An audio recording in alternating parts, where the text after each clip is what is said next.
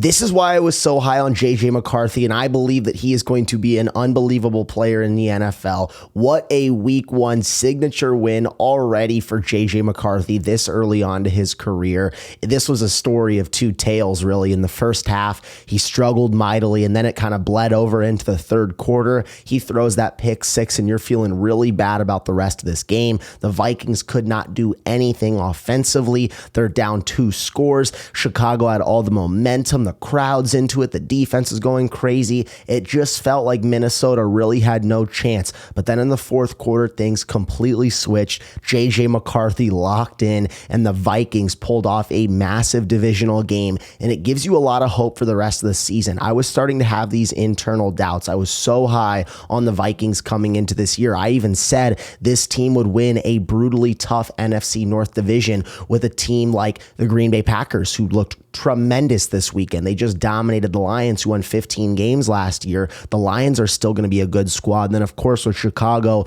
them and all of their new additions, everybody expected them to be significantly better, and they looked good. They did look good, but Minnesota ultimately in the end came through, and I was so impressed with the guts that JJ McCarthy showed, and this is going to be a really fun season for him.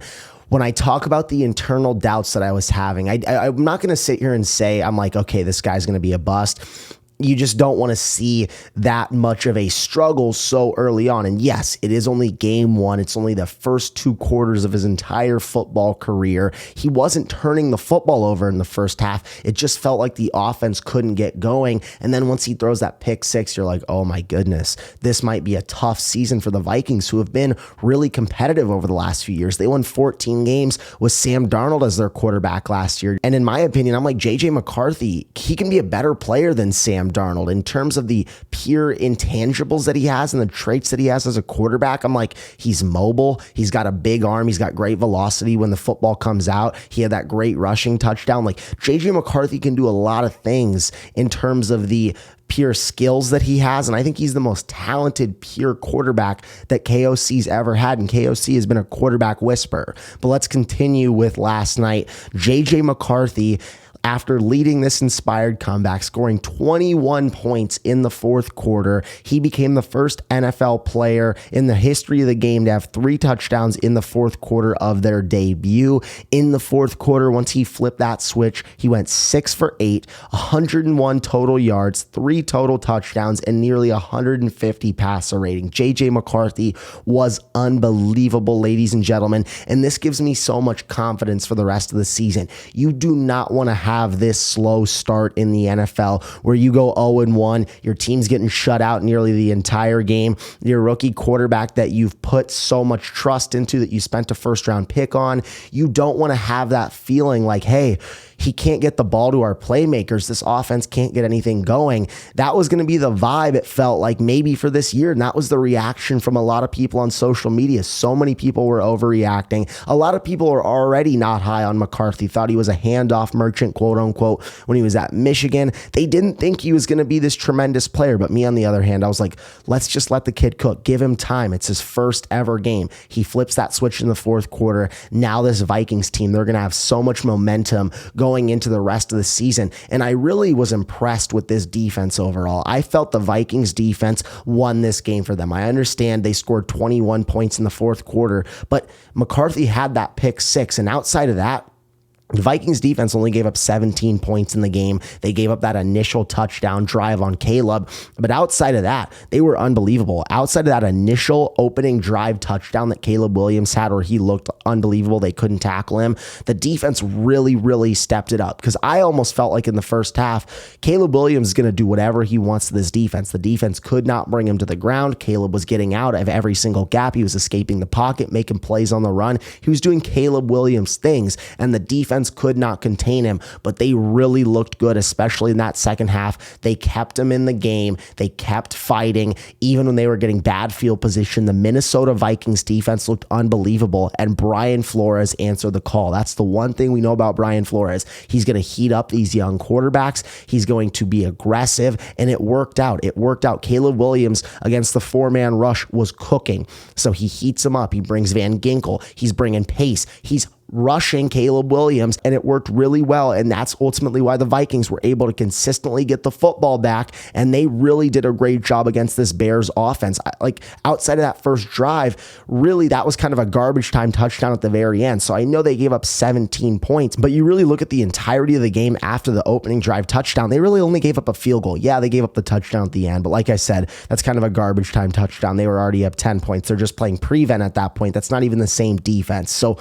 overall, I was so impressed with the defense, the offense. I think there's so much more for this team. I think you've got to be so excited about what JJ McCarthy, about what these guys saw in him, leading that comeback, inspiring the team. Yes, he's in his second year, but everyone considers him this rookie, and he already has that C on his chest. He's already a captain, which is huge. He's clearly a leader in the locker room. The guys respect him. The guys love him. And JJ McCarthy goes out there and gets that inspired comeback win. This is going to say so much for the rest of the year, because I only think that this offense is going to continue to get better. Obviously, you're going to have McCarthy, who's going to continue to get better, who's going to continue to develop. He was playing in his hometown in Chicago in a tough environment against a good defense. It's his first ever game. So many things were really going up against him, and I felt that he just did a great job of continuing to battle. He's got some of the nerves out now, and I think he's going to continue to develop throughout this season and really get a lot better. And if he can do that, we all understand the offense is going to get a lot better. But they're also going to get Jordan Addison back after the 3-game suspension that he's serving right now. This receiving core is going to become one of the best in football. You got Jettis, obviously, who really turned it up in the second half. You'll get Addison back, who in my opinion is a top 5 number 2 in football. Adam Thielen, he did have that drop, but I think he can be a really crucial part of this offense. Hawkinson is a guy who's a really reliable tight end. And then the running game, I thought it looked great in the second half. That was another reason why this play action game was able to be so successful